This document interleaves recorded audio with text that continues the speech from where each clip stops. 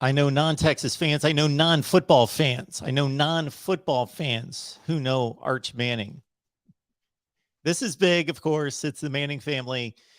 It's, am I missing anyone? The biggest football legacy in the history of the game. And now the fourth in line at the quarterback position as a phenom has made his decision. And you would think, based on this not being just the typical 5-star, like that's a thing, there's only 35 or 40 of those every year, but the typical 5-star commit, that you would think, because of the legacy, because of the family, because of the support and the decision-making process within that family, you would think that this is going to stick.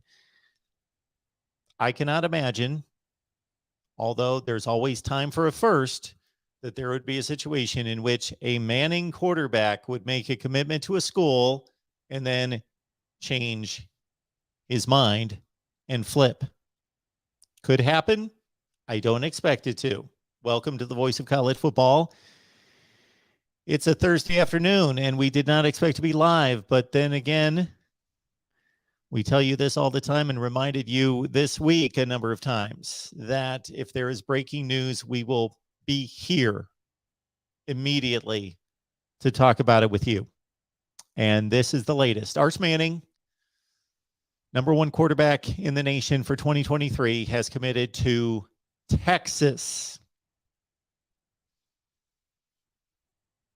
The list was down to Alabama, Georgia, Texas, and then Alabama went away and it was down to Georgia, Texas. Let's look into it and then hear from you. We hope to bring on some Texas contributors and some others that were ahead of the curve in regards to the process of seeing this play through. So, as it reads by Pete Thamel on ESPN, the recruitment of blue-chip quarterback Arch Manning captivated college football for years, a rare collision of talent, pedigree, and possibility. Manning ended the intrigue Thursday, committing to Texas over suitors that included Georgia, Alabama, LSU, Clemson, and Virginia. Now, that would have been something had he signed with Virginia. Now, that would be a game changer. Number one recruit by ESPN, I believe 247 Sports, and the composite as well. Class of 2023. Manning is, of course, the nephew of Eli and Peyton Manning, the grandson of Archie Manning. If he continues on this path, the one that was blazoned by his grandfather first and then his two uncles, it's just crazy to think about.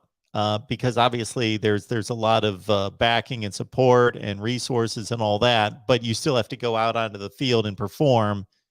And if he's that good as his uncles, as good as his grandfather, the genes and the gene pool in that family is, I guess they're all, if they could be put under some kind of super microscope, would all be listed NFL, NFL 1, NFL 1, NFL 1. Star quarterback is Arch Manning at Isidore Newman High School in New Orleans and has been considered a top flight prospect since junior high. Well, you would think if anyone's going to have eyes on him in junior high, it would be Arch Manning. His commitment to Texas represents both Arch Manning carving his own path and perhaps reuniting with the family's SEC roots. The family has strong ties at Ole Miss and Tennessee, and Arch Manning could end up as a link to the SEC. Of course, Texas joining the SEC. So initially you think, okay, well, he's stepping outside the SEC. No, he's not. He'll be playing in the SEC.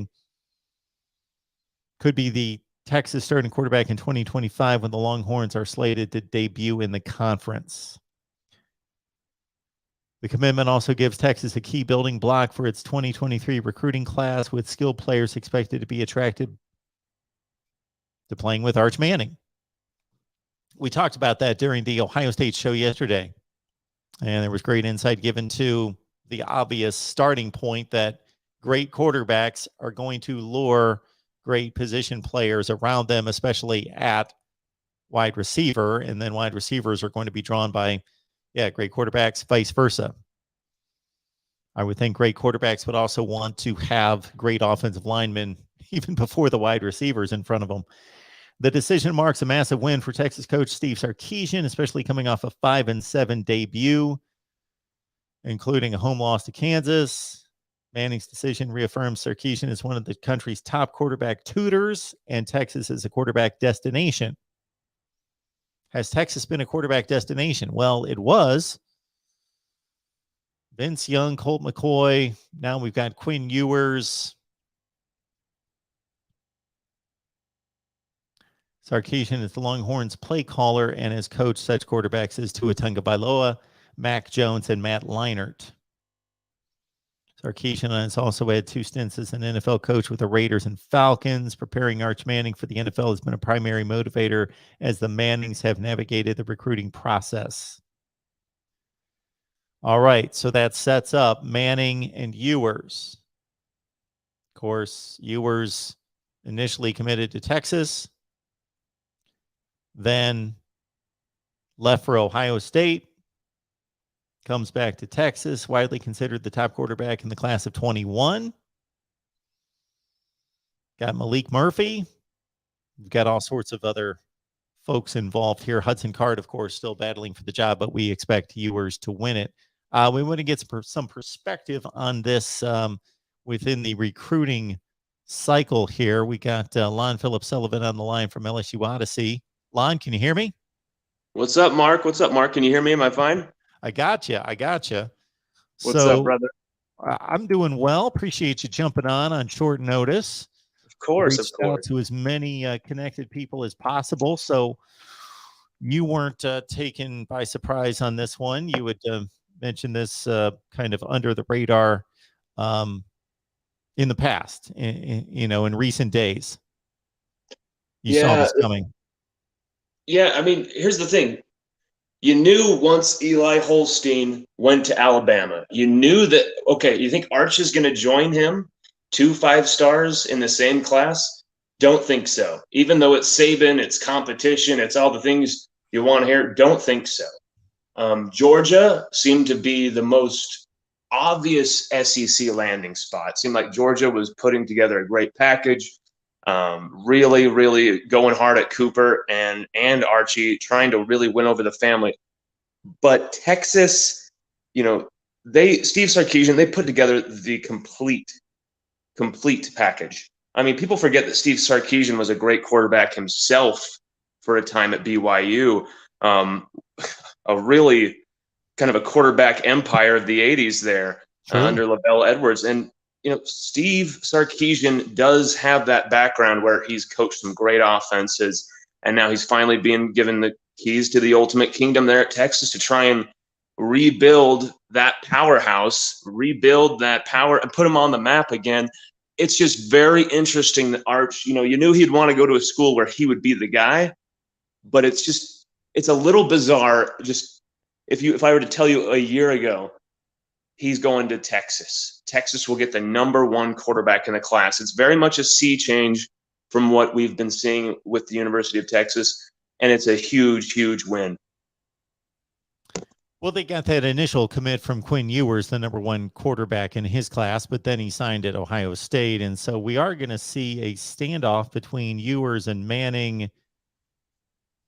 After Ewers starts a season, we're going to assume he's supposed to win the job over Hudson Card at Texas. So here's a quarterback in Quinn Ewers who rushed his entry into college to capitalize on NIL money at Ohio State. Didn't play, just shows up in August. He's not going to play for them, then leaves to come back to Texas because obviously Ohio State's got one of the best quarterbacks in the country, leaves for Texas. Now we're looking at a scenario in which I guess Arch Manning could be satisfied with possibly, not that I expect him to lay down and give up the job as a freshman, but if he does have to sit for 1 year, it's not going to be the end of the world. If Ewers plays 2 seasons, then he's off to the NFL and hands the keys to Arch Manning. Well, yeah, and Ewers is extremely, in my opinion, volatile. I think it's not out of the realm of possibility that he transfers again. I mean, yeah, really. And now that Arch Manning is, part of the Texas brand now, really up front there. Texas is going crazy about him. He's their guy. I think you're going to see some jealousy, some sparks going when we're talking about going into the season next when Arch Manning joins the team. But at the same time, Arch is going to probably most likely sit that first year, take a red shirt. He's got a smart family. They're not going to want to throw him out there, especially when you got Quinn Ewers on roster. So I think you're perfectly fine in judging that Ewers will probably start the next year or two. We got Lon Phillip Sullivan on the line from LSU Odyssey, who obviously was in the mix as that final 5 or 6 schools, along with Virginia and Clemson. Georgia was there and Alabama as well. So where does this leave LSU in the pursuit of a top-notch quarterback for 23? Well, it's leaving us with thinner options than we expected, not just because of Arch Manning making the decision. It's, Arch Manning was never going to come to LSU. That was obvious. But, also hearing from Ricky J. Collins today that he is a hard Purdue commit. He's not going anywhere. He said that to our guy Jacques Doucet today. Everyone expected maybe Ricky Collins could, entertain some overtures from LSU in the fall, some stuff like that. If LSU really went hard at him, we could flip him. He's, no, I'm a Boilermaker, and was just like, I'm not having it. So that's another guy off the board. You got Eli Holstein. He's at Alabama. So there's a lot of Louisiana talent at quarterback who are now, they've made their choice. The top 3 quarterbacks in Louisiana have made their choice. There's still Reese Mooney, 3-star, really underrated guy. I haven't really seen Brian Kelly or Joe Sloan really make a hard push for him yet. But LSU are going to sign a quarterback in 2023. No matter what it takes, there's still a lot of options. Jaden Rashada is out there. He's committing very soon here. There's a lot of different options. But at the same time, I also expect Joe Sloan, if it push comes to shove, to really be like, you know what? We don't fancy any of the 23 guys that are left. Let's don't force things here, and let's maybe get 2 or 3 guys in 2024. That could happen as well. I could see that, roll that over to 2024, because that's another loaded quarterback class. Mabry Medower, DJ Lagway. It's pretty filthy. Brian Wilson as well from Chino Hills. All 3 guys that Joe Sloan, values immensely, has offered, really wants to see a push there. But, 2023, crowded, stacked, but they're all starting to make their choices, Mark. It's commitment season. I was telling that to our guy Carter just the other day. I was like, man, I feel like commits are about to start flying left and right. And here we go, man. It's like the opening of Saving Private Ryan. Well, you make a good point about the quarterback situation at LSU, even though they would love to have one of these top guys from the 23 class, that because of youth in the quarterback room, and I'm talking, much better than me, top flight, 5-star youth in the quarterback room, that they could possibly get by. It's good business to sign 1 quarterback per class, but because of what they've got in the room, they can get through a recruiting class if need be without one, and then pick it up in 2024.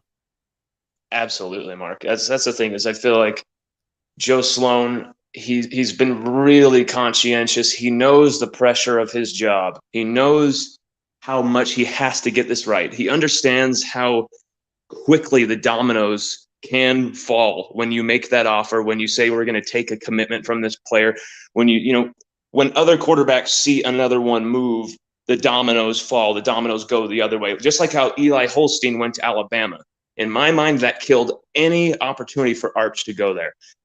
But, look at LSU right now. Walker Howard, Garrett Nussmeier, basically waiting in the wings, supposedly behind Miles Brennan, Jaden Daniels. There's a lot of, I would debate that. I would say Nussmeier, probably the best option at quarterback this season. But it would not be the biggest deal in the world to start one of the veterans this season in 2022 if they can, produce at least for the most successful season. But then you've got Nussmeier and Walker Howard right in behind. two of the best young quarterbacks in college football, and you want to get as much mileage out of them as possible. You don't want to see one of those guys transfer. Bringing in a 2023 quarterback just because, even though you want to sign one every class, but just bringing in one of those guys just because isn't really the smartest thing in my mind. We already have a very thick, very competitive quarterback room. I think the most underrated quarterback room in the country, rated 16th by, I believe it was ESPN, which is kind of ridiculous in the preseason polls. But, you know, some of the people they put, some of the classes they, quarterback rooms they put ahead of us were kind of ridiculous when you talk about experience and how many actual, you know, passes these players have thrown. When you look at LSU, there's only really one guy who hasn't had any game experience. That's Walker Howard. Jaden Daniels, you could argue, is probably the most, I would say definitely the most experienced quarterback who was on the transfer market, Jaden Daniels. And we were able to get him. Miles, you know, only 3 starts, handful of game experience. You know, obviously he just has a little bit more than Nussmeier, really, even though he's been there for 5 years. So it's a stacked, competitive quarterback room for LSU. You've got potentially, you know, Miles Brennan, this is his last year. You've got Jaden Daniels, who could stay for this year and 2023. But whether he will, that's kind of up in the air. It just depends on how, like I said earlier, the dominoes fall, Mark. This is, you know, quarterback moves, quarterback commits, quarterback destinations, landings. It's all going to revolve around where others go, where your peers go. I know that everyone wants to say, I'm blazing my own trail, I'm doing this. Okay, Arch, you also weren't going to Alabama because Eli went there. So he'll never tell us the truth on that anyway, but he was never going there with Eli Holstein. He wanted to create his own, he wanted to be the guy. And that's fine. That's fine. It's about starting as much as you can, playing as much as you can at the top level, and maximizing every down, every snap of your college career. And that, you know, sitting there on the bench for 2 seasons is not attractive anymore. You know, redshirting maybe a season, half a season, you know, that's really as far as you'll see it go nowadays, Mark. 2 years, that's really pushing it. That's asking a quarterback to really consider the portal, actually, in my opinion. Yeah. Yeah, with the number of options that they have and NIL opportunities, and just knowing that freshman quarterbacks start in college football now, not even just the phenoms, just really good guys that are prepared. And there's just so much preparation at the high school level, and with all these camps, that they're so much more prepared to take on college football than they were years ago. Lon, so what would be your odds for the LSU quarterback job as we enter August camp here in about 6 weeks? How would you place the odds next to the contenders' names? Well, just from what I've seen in person, on film, just looking at all of this stuff, looking at all the variables here, Mark, you've got to go with Garrett Nussmeier as the starter.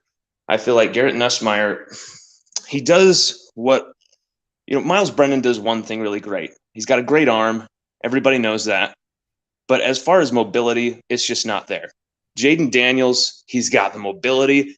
I mean, man, does he have the mobility. Once he escapes, he has searing pace in the open field. It's really, as Brian Kelly said, untapped potential in the running game for Jaden Daniels. But neither of those two can complement the other with even just a little bit of, you know, Jaden Daniels, his arm still seems to be really rusty, still seems to be really wayward, really lacking. Can he bring those two together and at least be somewhat of a dual threat? Because he's really not a dual threat quarterback if he can only just run and only just escape. We need to be beating defenses with our arm this season with those receivers. If we waste this receiving class, it'll just be an absolute joke. Miles Brennan, I've just seen too many times where he's a statue back there, just absolutely getting leveled, getting pummeled, and that's why we saw him get injured. Don't want to see that again. Don't want to see that again for his health, for the team, all the above. But when you look at it, Garrett Nussmeier is the complete package, complete quarterback for LSU. I understand he's had a very little experience, and I was a little disappointed when he chose to keep his red shirt, didn't want to play in that Texas Bowl game. But looking at all of it, he should never have played in that game. It was a kind of a waste of a game anyway. It was more of just a rah-rah emotional thing for him to be doing. But when I looked at him during the spring game and saw that he was able to really create a rhythm moving the chains, it wasn't just him flying around with his head cut off in the backfield, trying to be Ben Roethlisberger from 2009, trying to make every play be a backyard football, escape, evade pressure, and then make an off-balance throw on the run type of play. That was Garrett Nussmeier from a year ago. Garrett Nussmeier from now is okay with taking those checkdowns for 5-6 yards. He's okay with sneaking out of bounds for 2 or 3 and not taking the huge hits. He's okay with keeping the chains moving. And Mark, when you see the ball come out of his hands, it's just, there's something that you feel like something positive is going to happen. That's really hard for me to say about a quarterback who last spring game, it seemed about every time he threw the ball, it was going to be an interception. Just crazy Detroit Lions type quarterbacking last year. And he completely 180'd that. And I know it's just a spring game, but throughout the entire spring practice, all the scrimmages, all the tape I've got, hours and hours of tape, I rarely saw Nussmeier make an error even. Just so gung-ho, so all about the team as well, celebrating the other quarterback's success, jumping on Walker Howard's back, coming up and walking over to Miles Brennan and smacking him on the top of the head. Like, the way Nussmeier operates with this team right now makes me feel like this is his team. I know that sounds crazy. He's only a sophomore. It's just a vibe I have. Joe Burrow was on the sidelines at that spring game. We know that Nussmeier's favorite player is Joe Burrow. So what did Nussmeier do? He played his best game, his most poised game in an LSU uniform. And not only that, he ran down the sidelines like he was possessed by the ghost of Joe Burrow and was literally going after teammates, like pursuing them, like, hey, I'm going to talk to you, and just going crazy, vibing with his guys, jumping into people. It was he's aggressive, Mark. He's got the type of eye of the tiger that I want to see, where he wants to win games, he wants to win championships, and he's not going to back down until he does. I don't want a scared quarterback at LSU. Not when we're going into this slightly uncertain era with Brian Kelly, with a team with some major holes, some major questions. I want to see a quarterback who can escape pressure if he has to, who can make the throws on the run if he has to, who can, scramble for 10 or 15 yards to get that first down if he has to, who can, bullet an absolute 60-yard bomb down the field on a line if he has to. Garrett Nussmeier can do all of it. I really have serious questions if Jaden Daniels can. I have serious questions if Miles Brennan can. And lastly, Lon, we've got 5 hard commits on the list for LSU in 2023. What are you expecting to see upcoming? I think we could see a few commitments here. I think we could see offensive lineman out of Neville, Zalance Hurd, commit to LSU. This is someone who's about to be a 5-star offensive lineman. He played opposite Will Campbell, where they were, at Neville, where they were just paving the way for A.J. Allen's record-breaking senior year there. Almost, a 2,000-yard season he had there, went to the semifinals. But Zalance Hurd just continues to impress Brad Davis, Coach Kelly, everybody in these camps, making huge strides. I think you could see Zalance Hurd make a commitment to LSU. He's really, I'd say, about 85% locked in with the Tigers. Jackson Brown Jackson Brown, not the singer-songwriter. Jackson Howard from Minnesota, Mark. This defensive end, I think, is really invested in what LSU, supplied him, showed him, entertained him this last I think it was this last week when he came for a visit to LSU. He's had a few visits here, but it's really, when you look at the guys who are going to commit in 2023, Mark, for Kelly's first class, I wouldn't look at the pillar Louisiana guys or the people you expect to go to LSU. I'm looking for the guys that already have established key relationships with this coaching staff. And, everyone looks at Jaylen Brown, 5-star receiver out of Gulliver Prep, and they were like, there's no way he's going to LSU. No way. Why is he even visiting? Well, it looks like it's a lot closer than people think. And you know why? It's because Cortez Hankton established that relationship at Georgia with Jaylen Brown. Another 5-star receiver who looks like he, everyone was really sad about Carnell Tate going to Ohio State, but Carnell Tate was never coming to LSU. Okay, even though that relationship was established, it was never happening. Jaylen Brown, that's looking more of a possibility. That's looking more on the cards. But there's a few guys, Joshua Mickens as well. I feel he's really ready to pop, ready to commit.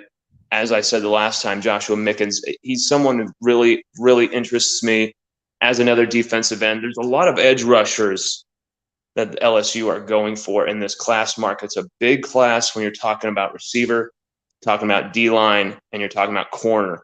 And, Jordan Matthews out of Woodlawn, he did not like how the Kelly staff approached him at first. He did not like the manner in which he was being treated. But now that's completely flipped 180. Completely flipped 180 after a camp visit, after he was able to see the coaches, after the coaches were able to say, this is why we didn't offer you right out of the gates. And, after about 2-3 minutes of him working out, they're like, damn, dude, here's the offer. He's a Louisiana guy that's, I feel, locked in. But at the same time, look for this class to not be so much about getting every 5-star, 4-star Louisiana recruit. I think this is going to be a season where you're going to see some losses there. Some guys just go out of state because they were already going to. Orgeron was losing the battle there, and now with a new coach coming in, it's even more of a losing battle. Or, you might see the random person who's really bought into the Kelly brand and really turns a leaf there, like Jordan Matthews. But at the same time, I think you're going to see LSU really just kind of trust in their national relationships that they've cultivated over the last 1.5 years, 2 years with this staff. You're going to see, like Steeples calling on Christian Gray instead of really going hard at, Derek Williams, for example, out of Westgate. That's a really top player that Texas A&M are going hard for, Alabama are going hard for. He's going to be another saga, in my opinion, Derek Williams. And I think this staff want to get this class finished and locked in for the most part by August. That's just everything I hear from coaches, everything I hear from staff members is we want this class locked in. We don't want to be worrying about 6 or 7 places by December. We really don't want to worry about filling in 7 or 8 spots by February.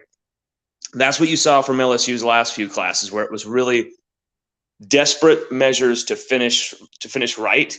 And I think there was some times in those classes where at the end, LSU were picking guys that really, really didn't fit the mold for being a Tiger, and it really felt like just to fill a spot. Kelly's not going to do that. I think they're really just going to be more taking consideration into guys they've built those relationships with over the last few years, Mark. And that might be more of a national look for this recruiting class.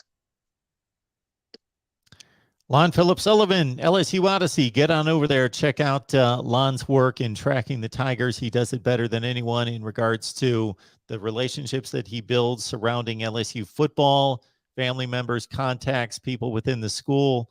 It's pretty amazing in regards to his reporting acumen, his reporting prowess, his diligence in getting it right. And again, making those kind of contacts to give you a different perspective, a closer perspective on LSU football. And we always appreciate Lon's support here. Lon, we appreciate you stopping by, giving your perspective.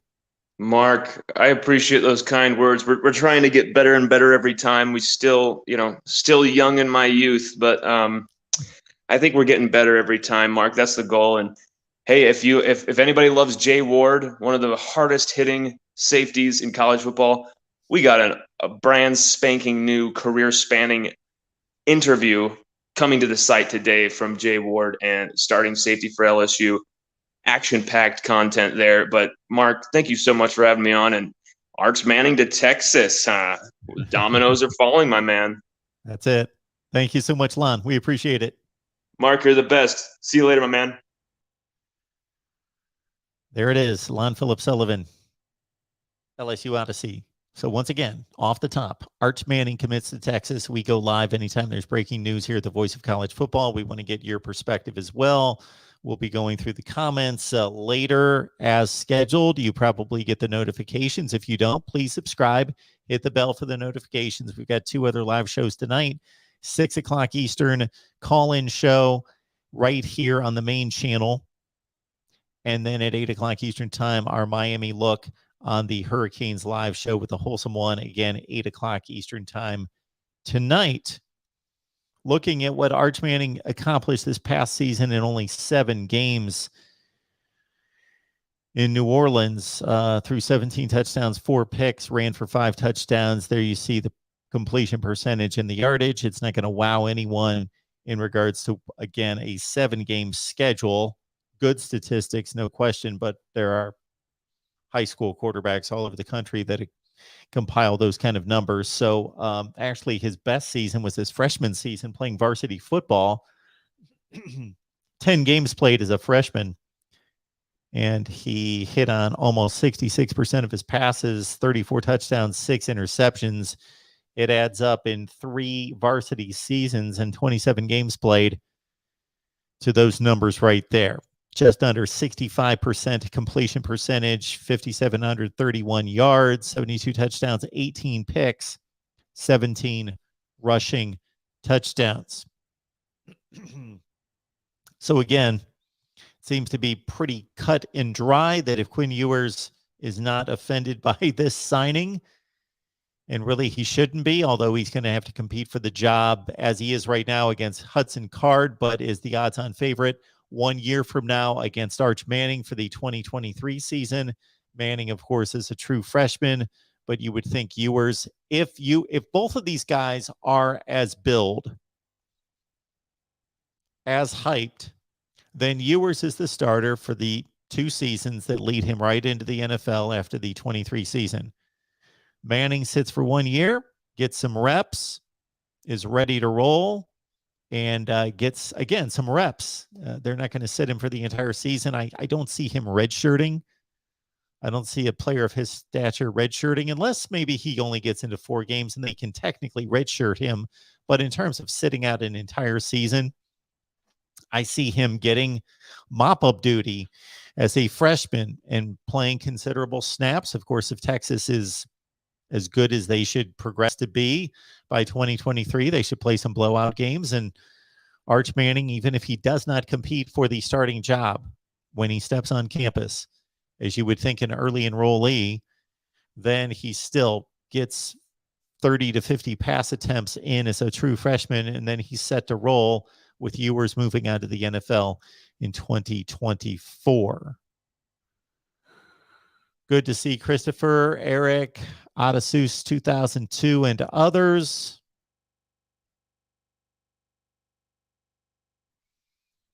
I am glad that even though our guy Markel Hall, who we appreciate his comments and being here, I didn't need to shut him down on the Matt Stafford comment about Georgia and Alabama not producing good quarterbacks. Alabama, of course, has a litany of Hall of Fame caliber quarterbacks, but that was a long, long time ago under Bear Bryant, and now they've kind of resurrected that recently with Tagovailoa and Mac Jones. But of course, Georgia's prized quarterback recently, in recent generations, is Matt Stafford. From a statistical standpoint in NFL history, as a Hall of Famer is, of course, one Fran Tarkenton. All right. So that's how I see it playing out with Manning and Ewers. And I think we have pretty much of a 90% take on Ewers winning the job, although Hudson Card is still putting up a fight and did earn the job over Casey Thompson last year coming out of camp. And Sark has not committed himself to Ewers officially yet.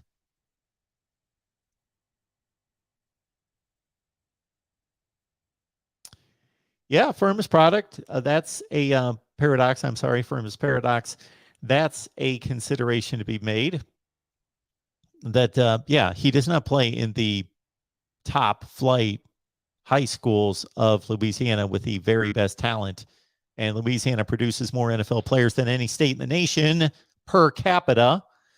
Doesn't play with most of those guys. Plays with a few here and there. And I'm not an expert on it, but I just know that the private league's not playing against the public schools that produce the great majority of NFL and major college-bound players. But we've got a pretty good history to work from. Whether we need to be concerned about this or not, we've got a pretty good history to work on. We've got 2 Super Bowl winning Hall of Fame quarterbacks to draw from there.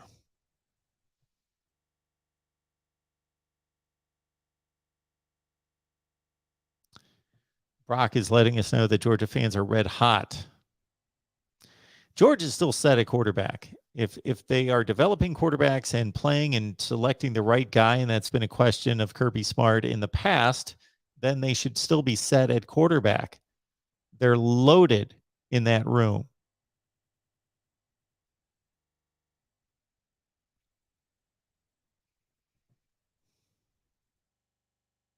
Frank, we appreciate you always encouraging people to hit the like button. And again, we'll be back later today at 6 p.m. Eastern time for a call-in show, and that 8 o'clock Eastern time, Miami Live. I have my Big Ten quarterback rankings in front of me and need to produce that video soon. We're also going to be reviewing USC's national championships and either adding or subtracting. We shall see. Christopher asks, does Texas really think playing in the SEC will make a difference? Difference in what? They're going to have to face tougher competition, but the money and the attention and the brand and all of it is just too much to turn down. It was an obvious decision to be made. There is no decision to be made. If Oklahoma and Texas can go into the SEC and they proved that they could make the ask and it would be accepted, that's an easy decision to make. Even though, yes, Oklahoma could say, you know what, we're going to stay in the Big 12. And even if we lose Texas, and it was probably, I don't know if it was a package deal, that would be interesting to know. Certainly the SEC would not want to have a 15-team league, but they could have looked elsewhere, had only one wanted to join. But that is just simply an easy decision for the powers that be to be made there at Texas.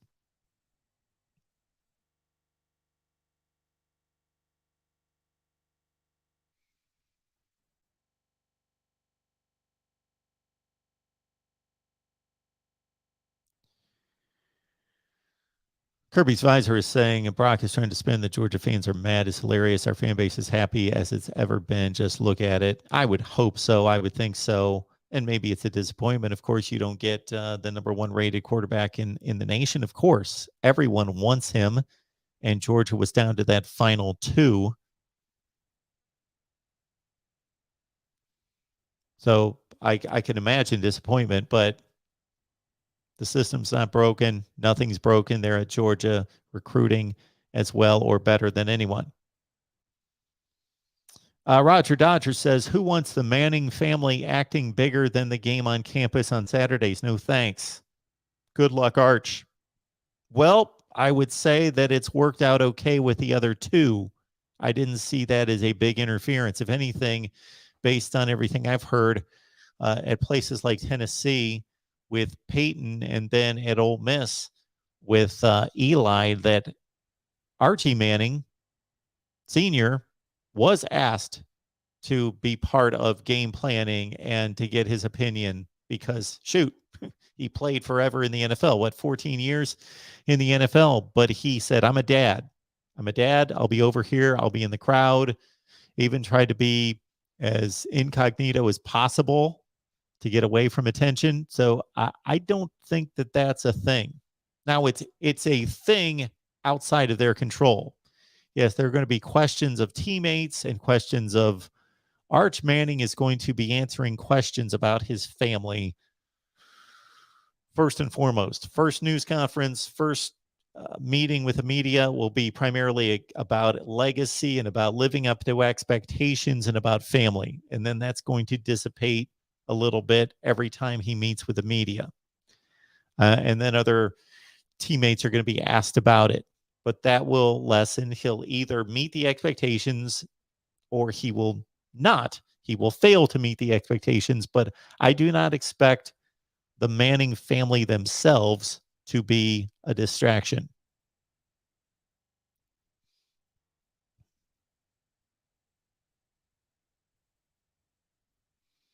So Morris believes that Ewers will transfer and Manning will start right out of the gate. And that could happen.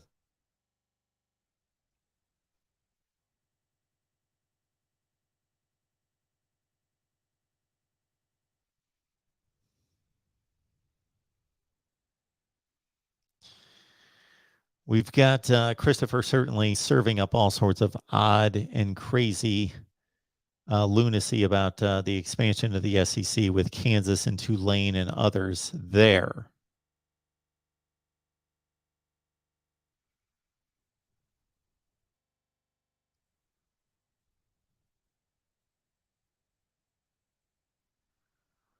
All right, folks, we have covered the Arch Manning to Texas situation right here at the Voice of College Football. We appreciate everybody being here. And again, we will be back to take your calls on this and more on college football tonight, Thursday night, 6 o'clock Eastern time, right here at the Voice of College Football on the main channel.